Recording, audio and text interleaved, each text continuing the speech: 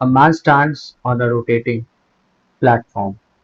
5 kg क्या मास है उसके दोनों हाथ, और यहाँ पे बोला कि 30 रेवोल्यूशन पर मिनट के साथ चलता है। तो चलिए शुरुआत करते हैं।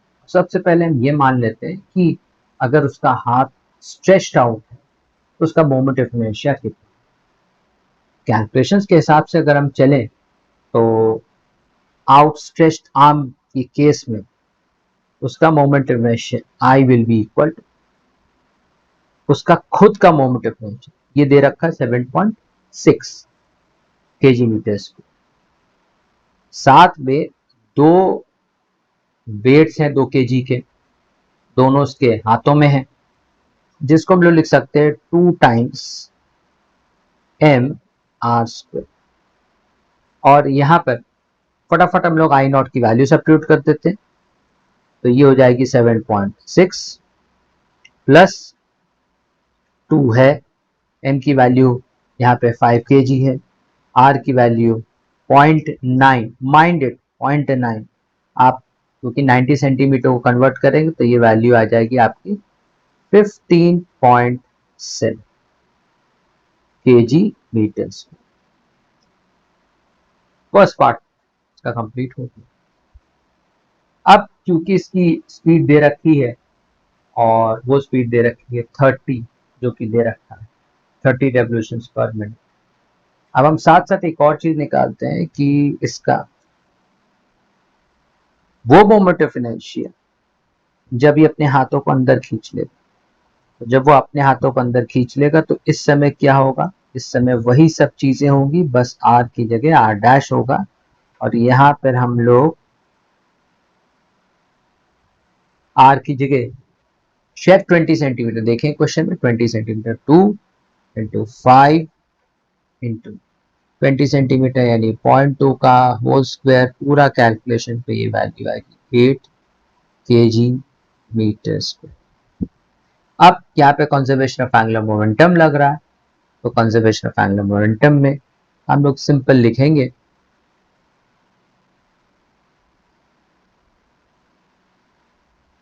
आई omega is equal to I dash साथ में ओमेगा। तो आई की जगह हम लोग लिखेंगे 15.7, 30 रेवोल्यूशंस की बात कर रहे हैं, जानबूझ के यहाँ पे सिर्फ 30 लिखेंगे। आई डैश की वैल्यू कितनी हो जाएगी, ये तो 8 दे रखा है, 8 और साथ में ओमेगा डैश।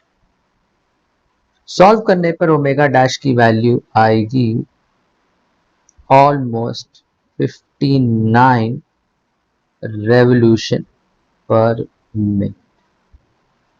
तो इससे आपको रेवोल्यूशन पर मिनट। अब पूछा जा रहा है कि क्या, सेकेंड पार्ट में तो देखें, पूछा जा रहा है कि वाकई में उसकी काइनेटिक एनर्जी कंजर्व होगी कि नहीं होगी। तो चलिए ये भी ट्राई कर लेते हैं, और इसके लिए सबसे पहले हमको काइनेटिक एनर्जी निकालनी पड़ेगी K1।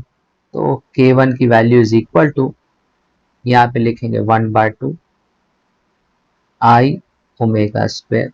सारी वैल्यू सब्स्टिट्यूट करेंगे तो आई की वैल्यू कितनी है, आई की वैल्यू 15.7, ओमेगा की वैल्यू हाँ 30 दे रखा, लेकिन डैट 30 नहीं होगा, आपको इसे 2 पाई से मल्टीप्लाई करना पड़ेगा, 60 से डिवाइड करना पड़ेगा, फिर इसका स्क्वायर लेंगे। पूरे कैलकुलेशन से वैल्यू निकल के आएगी 77 पॉइंट, कैलकुलेटर से अगर फटाफट करेंगे तो जल्दी आंसर निकलेगा 77.4 जूल्स। उसके बाद K2 निकालेंगे। K2 के लिए फिर से वही फॉर्मूला, हाफ आप जानते हो आई, फिर I dash omega dash square, फिर 1/2 आई डैश की वैल्यू कितनी है, तो आई डैश की वैल्यू वहां पे निकली थी 8। ओमेगा की बात करेंगे तो ओमेगा का कैलकुलेशन करेंगे तो यहाँ पे तो कैलकुलेशन करेंगे, फिर यहाँ पे लिखा जाएगा 59 इंटू 2 पाई डिवाइड बाय 60, ये होल स्क्वायर। तो कैलकुलेशन करने पर ये वैल्यू आएगी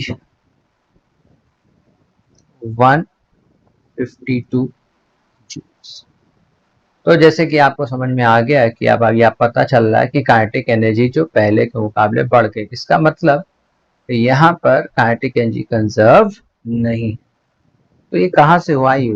तो ऑब्वियस सी बात है कि जो आदमी है वही अपने हाथों को अंदर खींच रहा है, शायद इसकी वजह से उसकी काइनेटिक एनर्जी बढ़ गई।